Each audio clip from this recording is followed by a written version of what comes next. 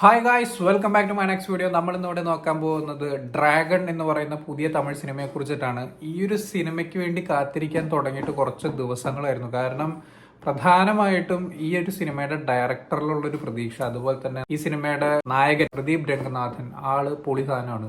ഡയറക്ടറെ കുറിച്ച് പറയുകയാണെങ്കിൽ അശ്വന്ത് മാരിമുത്തു, ആളാണ് ഓ മൈ കടവുളയുടെ ഡയറക്ടർ. സോ ആ ഒരു പടത്തിന്റെ എൻജോയ്മെന്റ് ലെവൽ അല്ലെങ്കിൽ ആ ഒരു എന്റർടൈൻമെന്റ് ലെവൽ എന്താണെന്നുള്ളതൊക്കെ നമുക്ക് എല്ലാവർക്കും അറിയാവുന്നതാണ്. സോ അത്തരത്തിലുള്ളൊരു കിടിലൻ ഒരു എക്സ്പീരിയൻസ് തന്നെ തിയേറ്ററിനകത്ത് കിട്ടും എന്നുള്ളൊരു പ്രതീക്ഷ ആ ഒരു ഡയറക്ടറിലുണ്ട്.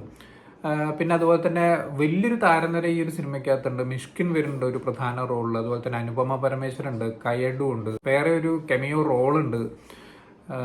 ഇതിന്റെ ഡയറക്ടർ തന്നെ ഇതിനകത്ത് അഭിനയിച്ചിട്ടുണ്ട് ഒരു പ്രധാന ഒരു വേഷത്തിൽ. ഇതിൽ പ്രദീപിന്റെ രാഘവൻ എന്ന് പറയുന്ന ക്യാരക്ടറിന്റെ അച്ഛനായിട്ട് വന്നിട്ടുള്ള ആ ഒരു ക്യാരക്ടർ ഗംഭീര പെർഫോമൻസ് ആയിരുന്നു. എന്താ പറയേണ്ടതെന്ന് അറിയില്ല. നമുക്ക് പല സമയത്തും നമ്മൾക്ക് ഈ ഒരു സംഭവങ്ങളൊക്കെ അനുഭവങ്ങൾ ഉണ്ടെന്നുണ്ടെങ്കിൽ നമ്മുടെ ഫാമിലിയെ നമുക്ക് എന്തായാലും ആ ഒരു സീനകത്ത് റിലേറ്റ് ചെയ്യാൻ പറ്റും. ഒരുപാട് കാര്യങ്ങളുണ്ട് കേട്ടോ. പ്രത്യേകിച്ച് വെറുതെ ചവറ് പോലെ ബിടെക് ഒക്കെ കഴിഞ്ഞിരിക്കുന്ന കുറെ ആൾക്കാരുണ്ടല്ലോ, അവരുടെയൊക്കെ ലൈഫിനെ കുറിച്ചൊക്കെ ഒരുപാട് കാര്യങ്ങൾ പറയുന്നുണ്ട്. വേറൊരു റേഞ്ചിലേക്ക് പെർഫോം ചെയ്ത് എത്തിച്ചിട്ടുണ്ട് ഇതിൽ പ്രദീപ്. പെർഫോമൻസിലേക്ക് വരികയാണെന്നുണ്ടെങ്കിൽ പ്രദീപിന്റെ ക്യാരക്ടർ തന്നെയാണ് പടത്തിന്റെ ഔട്ട് ആൻഡ് ഔട്ട് ഉള്ളത്. 2 മണിക്കൂർ 40 മിനിറ്റോളം ഈ ഒരു സിനിമയുടെ റണ്ണിങ് ടൈം എന്ന് പറയുന്നത്. തുടക്കം മുതൽ അവസാനത്തെ ഷോട്ട് വരെ മൂപ്പര് ഈ ഒരു സിനിമയ്ക്കകത്തുണ്ട്. സോ എക്സ്ട്രീം ലെവൽ പെർഫോമൻസ് തന്നെയാണ് അങ്ങേര്. ലവ് ടുഡേ കഴിഞ്ഞ് കഴിഞ്ഞാൽ അതിന്റെ മുകളിൽ നിൽക്കുന്ന രീതിക്കുള്ള ഒരു അഴിഞ്ഞാട്ടം തന്നെയായിരുന്നു പ്രദീപിന്റെ. ആക്ഷനും കൂടിയും ഈ ഒരു സിനിമയ്ക്കകത്തുണ്ട് എന്നുള്ളതാണ് ഈ ഒരു പടത്തിന്റെ പ്രത്യേകത. ലവ് ടുഡേയിൽ അങ്ങനെ ആക്ഷൻ ഒന്നുമില്ല, പക്ഷെ ഈ ഒരു സാധനത്തിനകത്ത് കൊടുത്തിട്ടുള്ള ആക്ഷൻ ഉണ്ടല്ലോ, പൊളി സാധനമായിരുന്നു. നല്ല വെടിക്കെട്ട് ഐറ്റം, അടിപൊളി. അതിന് പ്രധാന പങ്ക് ഇത്രയും എൻജോയ് ചെയ്യാൻ സാധിച്ചിട്ടുള്ള ലിയോൺ ജെയിംസിന്റെ ആ ഒരു ബാക്ക്ഗ്രൗണ്ട് സ്കോർ പെട്ട സാധനം പെട്ടച്ച് വിട്ടിരിക്കുകയാണ് ആ ഒരു സംഭവങ്ങളിലൊക്കെ. അതുപോലെ തന്നെ പാട്ടുകൾ, ഒരുപാട് പാട്ടുകൾ ഈ ഒരു സിനിമയ്ക്കകത്തുണ്ട്. എനിക്ക് തോന്നുന്നു ഫസ്റ്റ് ഹാഫ് കഴിയുമ്പോഴത്തേക്കും തന്നെ 4-5 പാട്ടുകൾ കഴിയുന്നുണ്ട്. ഓരോ ഇൻസിഡന്റിലേക്കും ഓരോ തട്ടുപൊളിപ്പും പാട്ടുകളൊക്കെ ആയിട്ടാണ് കടന്നു വരുന്നത്. അതിൽ എല്ലാ പാട്ടുകളും ഞാൻ എൻജോയ് ചെയ്ത് കണ്ടു. കാരണം സിറ്റുവേഷൻ അനുസരിച്ചിട്ടുള്ള കിടിലും സാധനങ്ങൾ തന്നെയായിരുന്നു. എസ്പെഷ്യലി ഇതിലൊരു ബ്രേക്കപ്പ് സോങ് ഉണ്ട്. ആ ഒരു ബ്രേക്കപ്പ് സോങ് ചിമ്പു പാടിയതാണെന്നാണ് എനിക്ക് തോന്നിയത് കേട്ടപ്പോൾ.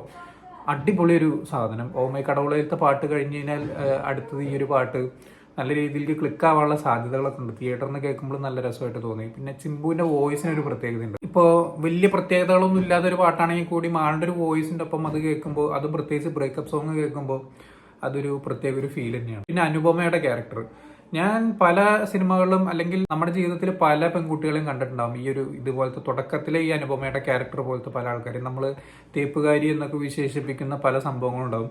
പക്ഷെ ഈ തേപ്പിലുപരി അവരുടെ സാഹചര്യങ്ങളും അത് കഴിഞ്ഞിട്ടുണ്ടാവുന്ന അവരുടെ മാനസികമായിട്ടുള്ള ആ ഒരു വിഷമങ്ങളൊക്കെ എന്താണെന്നുള്ളത് നമ്മൾ പലരും ചിന്തിച്ചിട്ടൊന്നും ഉണ്ടാവില്ല.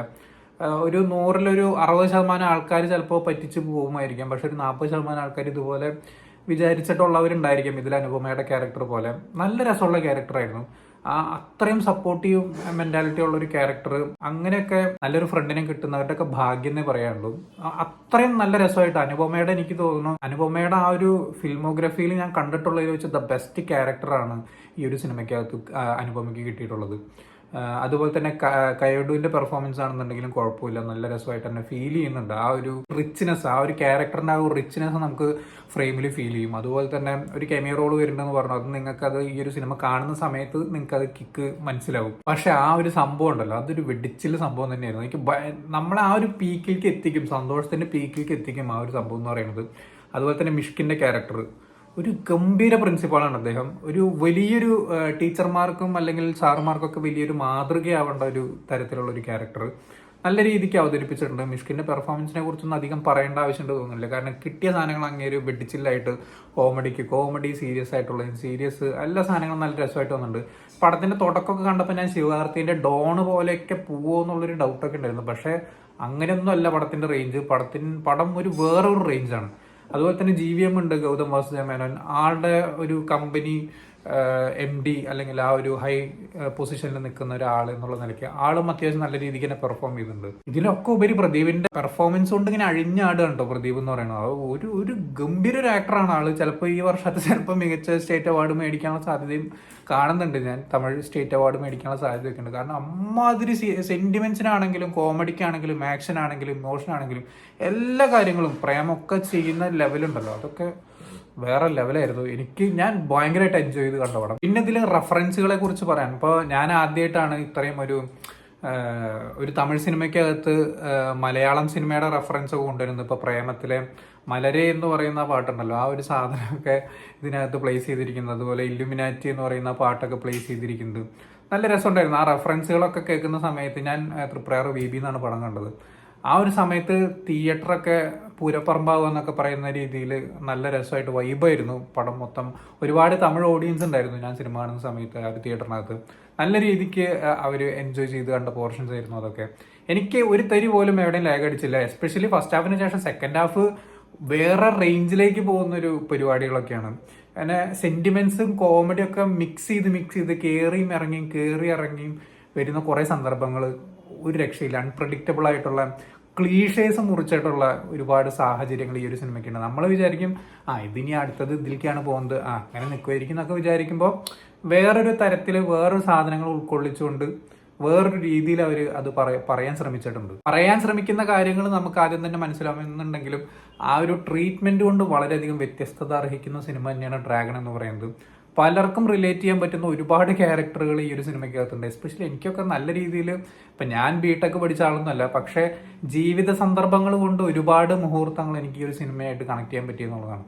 അതുപോലെ ഒരുപാട് ആൾക്കാർക്ക് ഈ ഒരു സിനിമ കണക്ട് ആക്കാൻ പറ്റുമായിരിക്കും. സോ എന്തായാലും ഒരു ജിമുട്ടൻ ഗംഭീരൻ ഒരു വെടിച്ചില് സിനിമ, നിങ്ങൾക്ക് എല്ലാ ഭാഗം കൊണ്ട് ചിന്തിക്കുമ്പോൾ എന്റർടൈൻ ചെയ്യാൻ പറ്റുന്ന ഒരു സിനിമ കാണണമെന്നുണ്ടെങ്കിൽ നിങ്ങൾ ദയവായി തീർച്ചയായും ഈ ഒരു സിനിമ തിയേറ്ററിൽ തന്നെ കാണാൻ ശ്രമിക്കുക. ലിയോൺ ജെയിംസിന്റെ ആ ഒരു ബാക്ക്ഗ്രൗണ്ട് സ്കോറുകൾ ഞാൻ ആദ്യം വിചാരിച്ച് യുവാനായിരിക്കും ചെയ്തതെന്നാണ് വിചാരിച്ചിട്ടുണ്ടായിരുന്നത്. പക്ഷെ ഗംഭീരമായിട്ട് സൂപ്പറായിട്ട് ചെയ്തിട്ടുണ്ട്. യുവാന്റെ പാട്ടൊക്കെ ഉണ്ട് ഇതിനകത്ത്, അടിപൊളിയായിരുന്നു. ഭയങ്കര ഫീലായിരുന്നു ആ ഒരു സാധനമൊക്കെ.